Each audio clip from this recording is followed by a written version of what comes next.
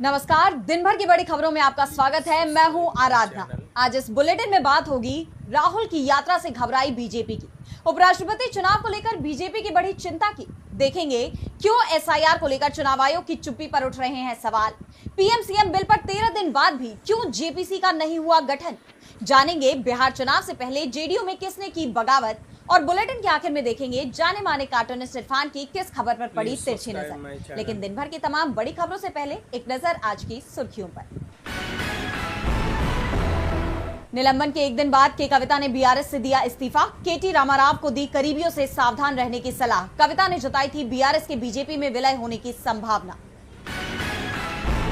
BJP अध्यक्ष के चुनाव से पहले तेज हुई हलचल, वसुंधरा राजे सिंधिया की मोहन भागवत से मुलाकात, अध्यक्ष पद की दौड़ में शामिल है राजे। गृह मंत्रालय ने जारी किया नया आदेश, बिना पासपोर्ट के रह सकेंगे 31 दिसंबर 2024 तक भारत आए शरणार्थी। पाकिस्तान, अफगानिस्तान और बांग्लादेश से आए 6 अल्पसंख्यकों के लिए लागू होगा नियम। हरे निशान पर बंद हुआ शेयर बाजार, 409 अंकों की बढ़त के साथ 80,567 पर बंद हुआ सेंसेक्स, वहीं 135 अंकों की बढ़त के साथ 24,715 पर बंद हुआ निफ्टी। ये तो थी सुर्खियां। अब बात आज की सबसे बड़ी खबर की। राहुल गांधी की वोटर अधिकार यात्रा का असर बीजेपी पर दिखाई दे रहा है। पार्टी के नेता राहुल की यात्रा के असर को कम करने की कोशिश में जुटे हुए हैं। बिहार बंद तक बुला लिया गया है तो दिल्ली में अमित शाह ने पार्टी के सभी बड़े नेताओं को बुला लिया। अब शाह ने खुद बिहार चुनाव के लिए पार्टी की कमान अपने हाथ में ले ली है। तो कैसे राहुल की यात्रा ने बढ़ा दी बीजेपी की मुसीबत, देखिए इस रिपोर्ट में। वोटर अधिकार यात्रा के बाद से ही बिहार का माहौल बदल गया है। बीजेपी को सत्ता हाथ से फिसलने की चिंता दिख रही है। यात्रा में जिस तरह से राहुल गांधी को समर्थन मिला, उससे बीजेपी की वोट बैंक में ही सेंध लगती दिख रही है, क्योंकि ये माना जाता है कि बिहार में बीजेपी के पास जो वोट है वो पहले कांग्रेस का कोर वोटर था। कांग्रेस के कमजोर पड़ने के चलते वो बीजेपी की तरफ चला गया था, लेकिन राहुल गांधी की यात्रा से वो एक बार फिर कांग्रेस की तरफ लौट रहा है, जिसके बाद से बीजेपी दबाव में दिखाई दे रही है। प्रधानमंत्री नरेंद्र मोदी के जल्दी बिहार के दौरे की प्लानिंग हो रही है, तो वहीं अमित शाह ने दिल्ली में बड़ी बैठक बुला ली। शाह के घर हुई बैठक में डिप्टी सीएम सम्राट चौधरी, विजय सिन्हा, बिहार बीजेपी प्रभारी विनोद तावड़े, केंद्रीय मंत्री गिरिराज सिंह और नित्यानंद राय समेत तमाम दिग्गज नेता मौजूद रहे। ये बात तो आपको पता ही होगी कि 17 अगस्त से 1 सितंबर तक राहुल गांधी ने बिहार में वोटर अधिकार यात्रा निकाली थी। वोटर लिस्ट में कथित अनियमितताओं को लेकर उन्होंने बीजेपी और चुनाव आयोग पर गंभीर सवाल उठाए थे। राहुल ने कहा था कि अगर वोट चोरी नहीं हुई तो बीजेपी कोई चुनाव नहीं जीत सकती और इंडिया गठबंधन इस बार बिहार में वोट चोरी नहीं होने देगा। राहुल के ऐलान के बाद से ही बीजेपी भी वोटिंग लिस्ट को लेकर सवाल उठा रही है, यानी बीजेपी अब अपने ही जाल में उलझ रही है। इस बीच बीजेपी ने 4 सितंबर को बिहार बंद बुलाया है, लेकिन इस पर सवाल उठने शुरू हो गए हैं। आखिर सत्ताधारी दल को बिहार में बंद बुलाने की जरूरत क्यों पड़ गई? राहुल की यात्रा से बीजेपी घबराई हुई है तो चिंता उपराष्ट्रपति चुनाव को लेकर भी बढ़ी हुई है। 9 सितंबर को देश को नया उपराष्ट्रपति मिल जाएगा। राजनीतिक गलियारों में चर्चा इस बात को लेकर गर्म है कि आखिर दोनों उम्मीदवारों में से जीत किसकी होगी। इस बीच शिवसेना यूबीटी के मुखपत्र सामना में चुनाव की संभावनाओं और गणित को लेकर दावा किया गया है कि इस बार इंडिया गठबंधन के उम्मीदवार की जीत हो सकती है, जिससे एनडीए खेमे में खलबली मच गई है। देखिए ये रिपोर्ट। राजनीतिक गलियारों में इन दिनों उपराष्ट्रपति चुनाव को लेकर सरगर्मियां तेज हैं। 9 सितंबर को होने वाले चुनाव को लेकर बीजेपी भले ही अपनी जीत का दावा कर रही है, लेकिन राजनीतिक जानकार इसे एक बड़ा खेल मान रहे हैं। ये दावा किया गया है शिवसेना यूबीटी के मुखपत्र सामना में।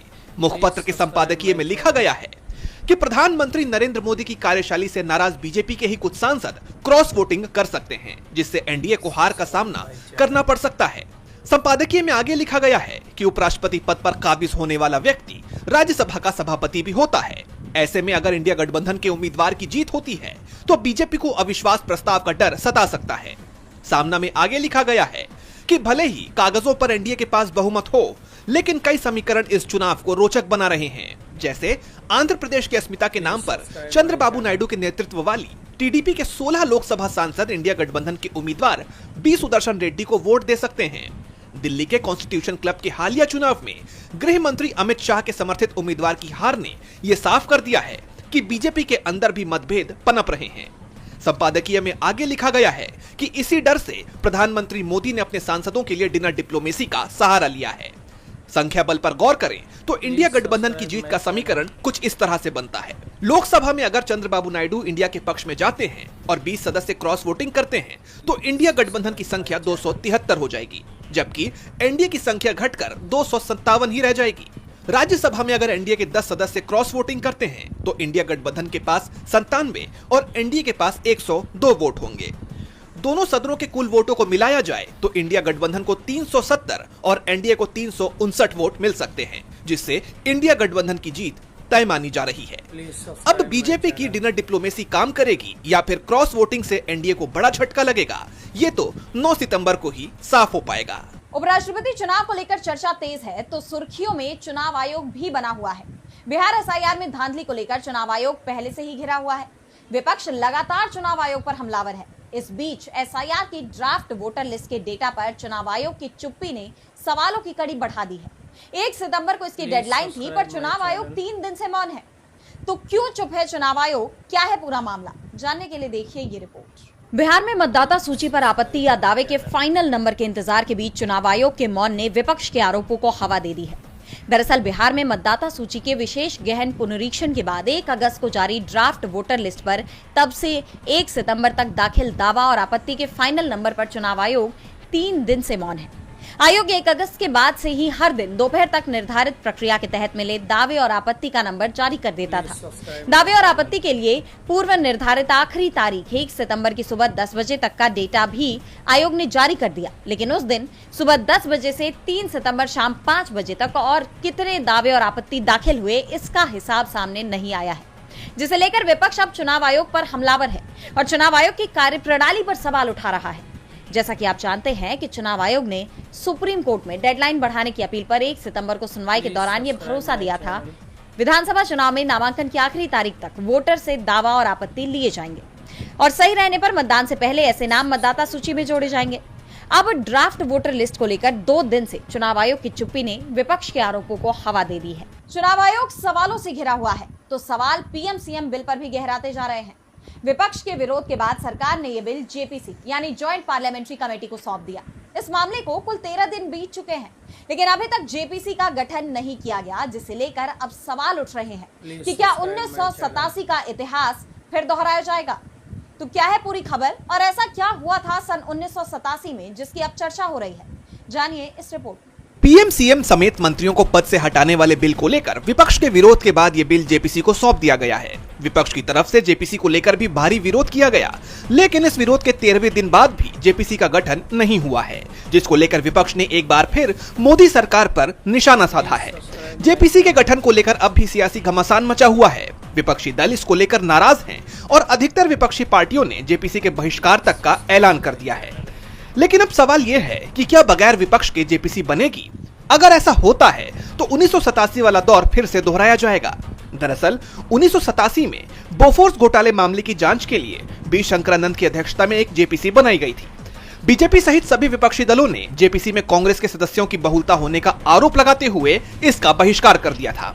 50 बैठकों के बाद अप्रैल 1988 में समिति ने अपनी रिपोर्ट संसद में पेश की, लेकिन विपक्ष ने इसे अस्वीकार कर दिया था। अब सवाल यह है कि क्या विपक्ष एक बार फिर 1987 का इतिहास दोहराएगा और जेपीसी का बहिष्कार करेगा?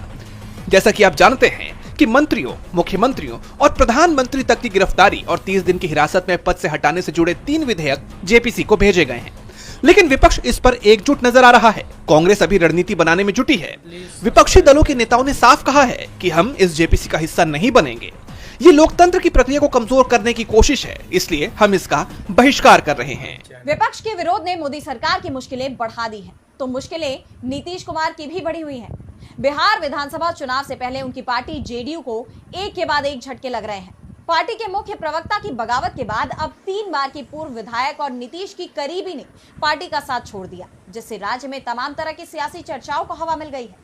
तो किसने बढ़ा दी अब नीतीश कुमार की टेंशन और क्या चुनाव में एनडीए पर पड़ने वाला है इसका असर, जानेंगे इस रिपोर्ट में। बिहार की राजनीति में इन दिनों उथल-पुथल मची हुई है। सीएम नीतीश कुमार की पार्टी जेडीयू को एक के बाद एक झटके लग रहे हैं। हाल ही में पार्टी की मुख्य प्रवक्ता ने बगावती तेवर दिखाकर जेडीयू की अंदरूनी कलह को उजागर किया ही था कि अब पार्टी को एक और झटका लग गया है। गोविंदगंज विधानसभा सीट से पूर्व विधायक मीना द्विवेदी ने जेडीयू की प्राथमिक सदस्यता से इस्तीफा दे दिया है। उनके इस कदम ने न सिर्फ जेडीयू बल्कि एनडीए के लिए भी टेंशन पैदा कर दी है। मीना द्विवेदी ने पार्टी से किनारा करने का कारण खुद की और अपने समर्थकों की लगातार हो रही उपेक्षा को बताया है। उनका कहना है कि पार्टी में ना तो उन्हें और ना ही उनके समर्थकों को कोई सम्मान या जिम्मेदारी दी जा रही थी। यह इस्तीफा इसलिए भी चौंकाने वाला है क्योंकि मीना द्विवेदी का परिवार समता पार्टी के वक्त से ही नीतीश कुमार के बेहद करीब रहा है। उनके परिवार से 3 बार विधायक चुने गए हैं और खुद मीना द्विवेदी 2005 से 2015 तक गोविंदगंज का प्रतिनिधित्व कर चुकी है। ऐसे में एक पुराने साथी का पार्टी छोड़ना जेडीयू के लिए एक बड़ा नुकसान माना जा रहा है। राजनीतिक जानकारों का मानना है कि मीना द्विवेदी का इस्तीफा सिर्फ एक नेता का जाना नहीं है, बल्कि ये पार्टी के भीतर पनप रहे एक गहरे असंतोष का संकेत है। अब सवाल उठ रहे हैं कि क्या लगातार हो रही बगावतों से नीतीश कुमार चौकन्ने होकर कोई बड़ा कदम उठा सकते हैं? क्या ये दिखाता है कि नीतीश कुमार की पार्टी पर पकड़ अब पहले जैसी मजबूत नहीं रही? क्या ये पूरा घटनाक्रम एनडीए के लिए एक खतरे की घंटी है? ये तो देखना होगा। जेडीयू में हुई बगावत को लेकर बिहार एनडीए में बड़ी फूट की आशंका जताई जा रही है। इस बीच महाराष्ट्र की एनडीए सरकार में भी रार छिड़ गई है। मराठा आरक्षण के मुद्दे पर सीएम देवेंद्र फडणवीस की मुश्किलें लगातार बढ़ती जा रही हैं। पहले मनोज जरांगे ने मराठा आरक्षण की मांग को लेकर विरोध किया। उनकी मांगे मानने के बाद अब फडणवीस अपने ही खेमे में घिर गए हैं। उन्हीं के मंत्री अब उन्हें नाराजगी भरी नजरों से देखने लगे हैं। देखिए ये रिपोर्ट। महाराष्ट्र सरकार मनोज जरांगे की मांगों को मानते हुए मराठाओं को आरक्षण देने को तैयार हो गई है। वहीं इसे लेकर अब सरकार में ही आंतरिक कलह दिखाई दे रही है। देवेंद्र फडणवीस के खेमे में आंतरिक कलह इतना बढ़ गया है कि उनके मंत्रियों ने कैबिनेट की बैठक तक का बहिष्कार कर दिया। मराठा आरक्षण का विरोध करने वाले महाराष्ट्र सरकार में मंत्री छगन भुजबल की नाराजगी बढ़ गई है। ओबीसी नेता भुजबल ने कैबिनेट बैठक बीच में ही छोड़ दी। छगन भुजबल ने सीएम देवेंद्र फडणवीस के फैसले का विरोध करते हुए कहा कि मराठाओं को ओबीसी में लाने के सरकार के फैसले के खिलाफ हम कानूनी राय ले रहे हैं और इस तरह के फैसले की हमने उम्मीद नहीं की थी। मैं और मेरी टीम प्रस्ताव की गहन पड़ताल कर रहे हैं और कानूनी विशेषज्ञों से भी विचार विमर्श कर रहे हैं। विस्तृत अध्ययन के बाद मैं इस मुद्दे पर अपने विचार व्यक्त करूंगा। भुजबल पहले से ही ओबीसी कोटे में मराठों को आरक्षण दिए जाने का लगातार विरोध करते रहे हैं। वहीं अब इस फैसले को लेकर फडणवीस सरकार के ही कई मंत्री खुलकर सरकार के खिलाफ विरोध करते नजर आ रहे हैं, जिसे लेकर अब मुख्यमंत्री देवेंद्र फडणवीस दो तरफा घिर चुके हैं। एक ही सरकार में दो मत होने से टकराव बढ़ता नजर आ रहा है। महाराष्ट्र में अब फडणवीस के मंत्री ही उनके खिलाफ मोर्चा खोल सकते हैं। उन्होंने इसके संकेत भी दे दिए हैं। तो चेतावनी चीन ने भी दी है अमेरिका को। चीनी राष्ट्रपति शी जिनपिंग ने कहा कि अब चीन किसी की धौंस को बर्दाश्त नहीं करेगा। उनका यह बयान ऐसे वक्त पर आया है जब चीन में रूसी राष्ट्रपति पुतिन के साथ ही उत्तर कोरिया के तानाशाह किम जोंग उन भी मौजूद रहे। तीनों नेताओं के एकजुट होने से बौखलाए अमेरिका ने भी बड़ा आरोप लगा दिया है। तो क्या अब ये देश आमने सामने आने वाले हैं? देखिए ये रिपोर्ट। चीन में विक्ट्री डे के मौके पर एक अलग ही नजारा दिखाई दिया। सेकेंड वर्ल्ड वॉर में चीन की जीत की 80वीं वर्षगांठ के मौके पर आयोजित इस परेड में कुल 26 देश के नेता पहुंचे, लेकिन सबसे ज्यादा सुर्खियां बटोरी चीनी राष्ट्रपति शी जिनपिंग के साथ रूसी राष्ट्रपति व्लादिमीर पुतिन और उत्तर कोरिया के तानाशाह किम जोंग उन की तिकड़ी ने। एक तरफ इस मौके पर चीन ने 100 से ज्यादा हथियार, 45 से ज्यादा सैन्य टुकड़ियां और 100 से ज्यादा विमानों के साथ अपना शक्ति प्रदर्शन किया। खास बात ये थी कि इनमें से कई हथियार पहली बार दुनिया के सामने पेश किए गए। इतना ही नहीं, अपने संबोधन के दौरान शी जिनपिंग ने भरे मंच से अमेरिका को चेतावनी दे दी। उन्होंने कहा कि चीन किसी धौंस जमाने वाले से डरता नहीं है और हमेशा आगे बढ़ता रहता है। आज मानवता के सामने फिर से ये चुनाव है कि वो शांति चुने या युद्ध, संवाद करे या टकराव। मैं सभी देशों से कहना चाहता हूँ कि वे युद्ध की असली वजहों को खत्म करें और पुराने दुखद हादसों को दोबारा ना होने दें। जिनपिंग का ये बयान अमेरिका को उकसाने वाला तो था ही, लेकिन जिस बात से अमेरिका को ज्यादा मिर्ची लगी वो थी पुतिन, जिनपिंग, किम जोंग का साथ आना।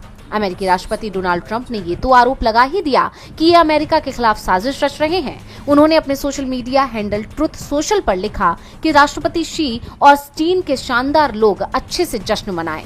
जब आप अमेरिका के खिलाफ साजिश करें तो व्लादिमीर पुतिन और किम जोंग उनको मेरी तरफ से शुभकामनाएं दें। ये दोनों अमेरिका के खिलाफ साजिश कर रहे हैं। इन हालात में चीन अमेरिका के बीच तनाव बढ़ने की आशंका जताई जा रही है, लेकिन इस परेड के बाद एक बात और साफ हो गई है कि अब अमेरिका के खिलाफ चीन के साथ रूस और उत्तर कोरिया एकजुट हैं, जो अमेरिका के लिए बड़ा खतरा साबित हो सकता है। और बुलेटिन के आखिर में देखेंगे जाने माने कार्टूनिस्ट इरफान की किस खबर पर पड़ी तिरछी नजर।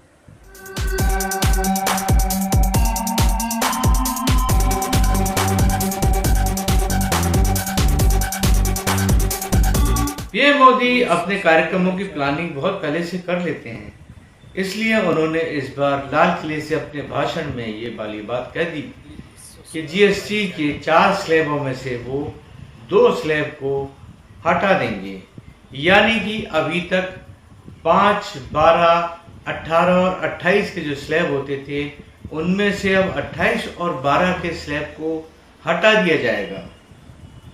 बिहार चुनाव नजदीक हैं, आप समझ रहे होंगे कि ऐसा क्यों हो रहा है, इसके पीछे क्या कारण हो सकता है।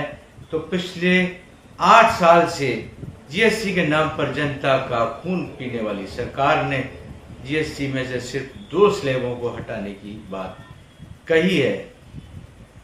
तो मौका भी है और दस्तूर भी है।